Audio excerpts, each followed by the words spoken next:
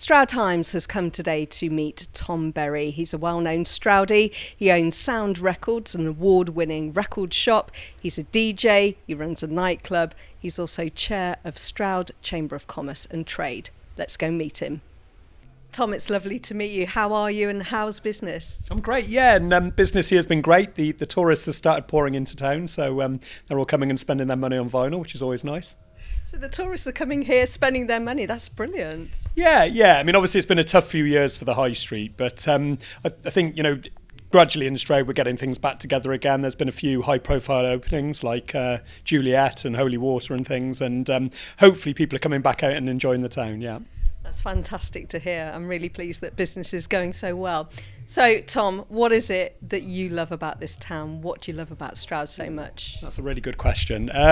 So I guess it's the combination, really, of sort of having beautiful countryside right on your doorstep and then having just so much to do. I mean, I've lived here for about 15 years and I never get bored. I mean, every weekend I'm getting invited to things, or there's things going on, and art and music and culture and sport or whatever it is. And I think Stroud's got all of it. So great place to live, and so many different people here, Cotswold farmers to sort of London hipsters to hippies to just normal Stroud working people, and all those people together just makes it a brilliant little melting pot.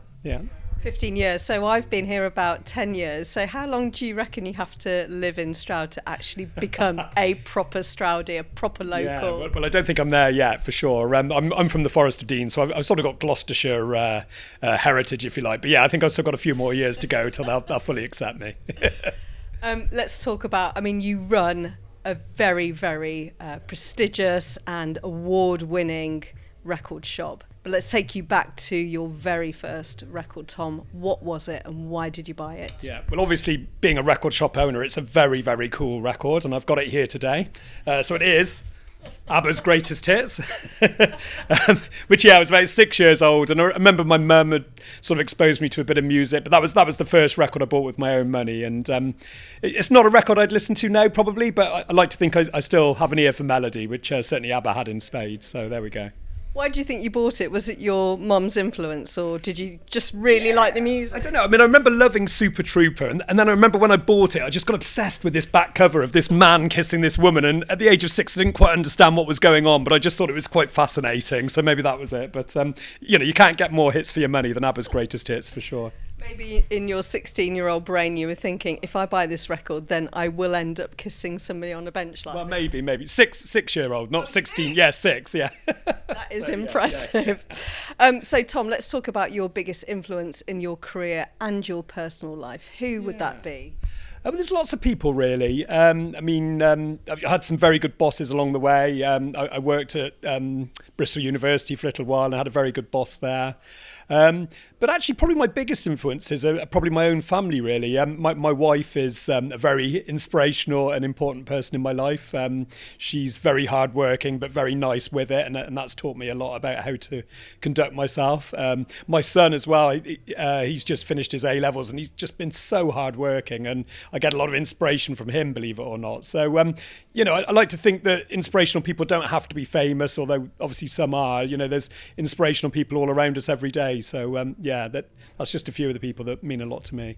It's amazing how many people say it's their own family, and I think that's definitely a theme that runs throughout these interviews. Let's talk about your bucket list then. Obviously on the bucket list was to run your own record store. Yeah. What else is on there, Tom? Well, I'd love to go to Brazil. That's the first thing that springs to mind, partly because of the music. I love Brazilian music, and I'd love to go to Rio and to Sao Paulo and the Amazon rainforest and hear all that music. But then in terms of career, I guess, obviously we've got the shop established now, which is fantastic. We're just establishing a record label. We sell a lot of electronic music, and we've had a few good hits on that recently, and we sort of want to build and grow that label, really. That's really important to us, to champion music that comes from Stroud, but also other good electronic music that's out there. So, that's one of them. And with that, what would success look like then? That's a good question. I think just credibility, really. It's not about selling lots of records necessarily, although obviously that always helps. No, I think just having credibility amongst people in the music industry that we're a proper label, and that people respect the music that's on it, and maybe actively look for the releases on our label because they know it's a mark of quality. What's the most important lesson life has taught you? Oh, there's lots. My dad gave me lots of, as I was growing up, lots of little statements like, everything in moderation, which I think is a good one to live by. I haven't always lived by it, but, generally that's a good one.